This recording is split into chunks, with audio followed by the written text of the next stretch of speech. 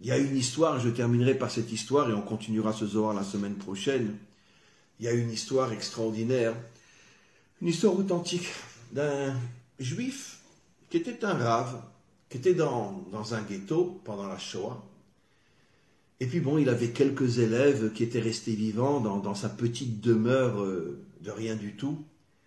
Et pendant une semaine, il leur a dit, écoutez, je me mets dans un coin, vous mettez un rideau devant moi et je vous expliquerai ce que je fais.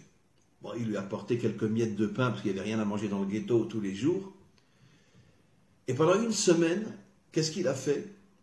Il a essayé de s'élever à un niveau de connexion avec Dieu au point de n'avoir plus peur de rien. C'est une histoire authentique.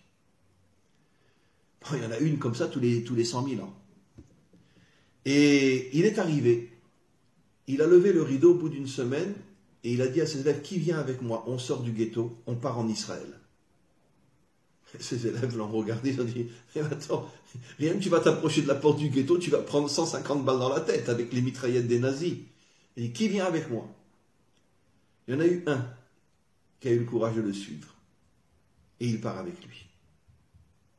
Ils arrivent près de la porte du ghetto et le Rav est tellement connecté à Dieu, il y a un miracle, il sort du ghetto et les Allemands ne les voient même pas. Ils étaient en Pologne. Ils ont traversé toute la Pologne et combien d'autres pays.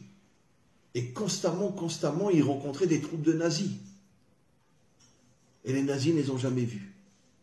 Pourquoi? Parce qu'il était complètement connecté avec l'infini de Dieu, au point que les hommes limités dans ce monde ne pouvaient même plus le voir.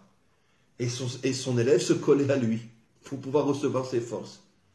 Et en pleine guerre, il arrive en Eretz Israël. Et après, il va fonder une communauté, etc.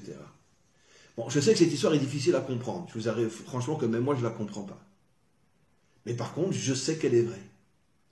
Un homme a traversé toute la Pologne et combien d'autres pays pour arriver en Israël, en pleine guerre, en pleine Shoah, et les Allemands ne l'ont jamais vu. Il avait une connexion avec la Bina.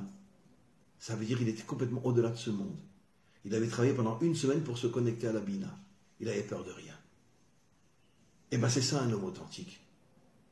Un homme authentique, c'est un homme qui ne se laisse pas impressionner par tout le système d'aujourd'hui, par tous les mensonges du système politique, religieux, etc. Il envoie tout le monde balader, allez vous faire voir. Je ne vous crois pas. Vous êtes tous des menteurs. Moi, je ne suis qu'avec Hachem. Un point, c'est tout. Mais pas avec Hachem